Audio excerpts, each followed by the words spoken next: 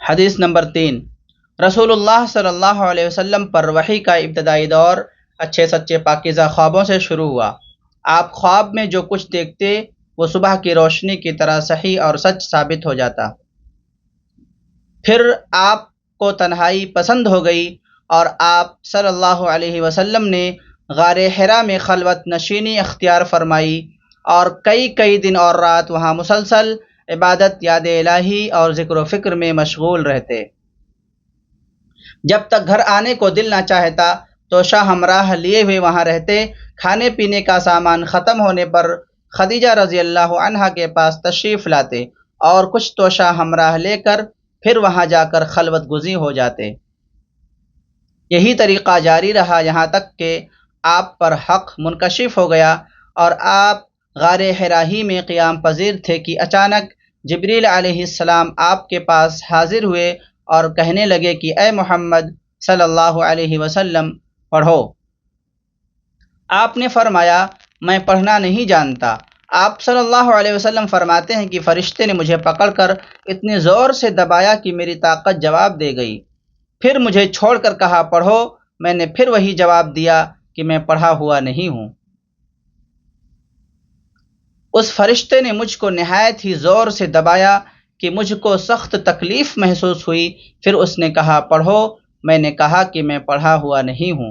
فرشتے نے تیسری بار مجھ کو پکڑ کر دبایا اور چھوڑ دیا اور کہنے لگا پڑھو اپنے رب کے نام سے جس نے پیدا کیا، اس نے انسان کو جمے ہوئے خون سے بنایا، پڑھو اور آپ کا رب بہت ہی مہربانیاں کرنے والا ہے۔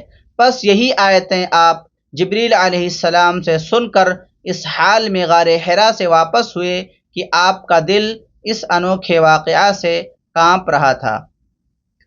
آپ خدیجہ رضی اللہ عنہا کے پاس تشریف لائے اور فرمایا کہ مجھے کمبل اڑا دو، مجھے کمبل اڑا دو۔ لوگوں نے آپ کو کمبل اڑا دیا۔ جب آپ کا ڈر جاتا رہا تو آپ نے اپنی زوجہ محترمہ خدیجہ رضی اللہ عنہا کو تفصیل کے ساتھ یہ واقعہ سنایا اور فرمانے لگے کہ مجھ کو اب اپنی جان کا خوف ہو گیا ہے۔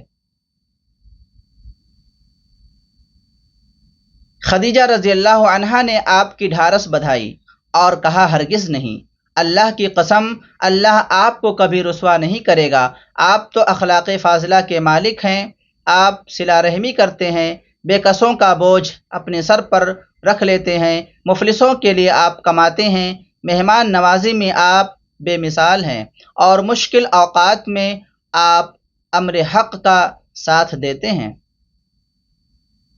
پھر مزید تسلی کے لیے خدیجہ رضی اللہ عنہا آپ صلی اللہ علیہ وسلم کو ورقہ بن نوفل کے پاس لے گئیں جو ان کے چچا زاد بھائی تھے اور زمانے جاہلیت میں نصرانی مذہب اختیار کر چکے تھے اور عبرانی زبان کے کاتب تھے۔ چنانچہ انجیل کو بھی اللہ کی مرضی کے مطابق عبرانی زبان میں لکھا کرتے تھے۔ وہ بہت بوڑھے ہو گئے تھے، یہاں تک کہ ان کی بینائی بھی رخصت ہو چکی تھی۔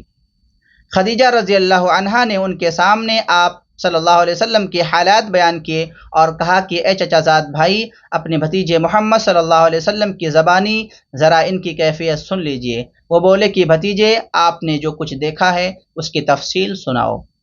چنانچہ آپ صلی اللہ علیہ وسلم نے شروع سے آخر تک پورا واقعہ سنایا، جسے سن کر ورقہ بے اختیار ہو کر بول اٹھے کہ یہ تو وہی ناموس معزز رازدان فرشتہ ہے جسے اللہ تعالیٰ نے موسیٰ علیہ السلام پر وحی دے کر بھیجا تھا۔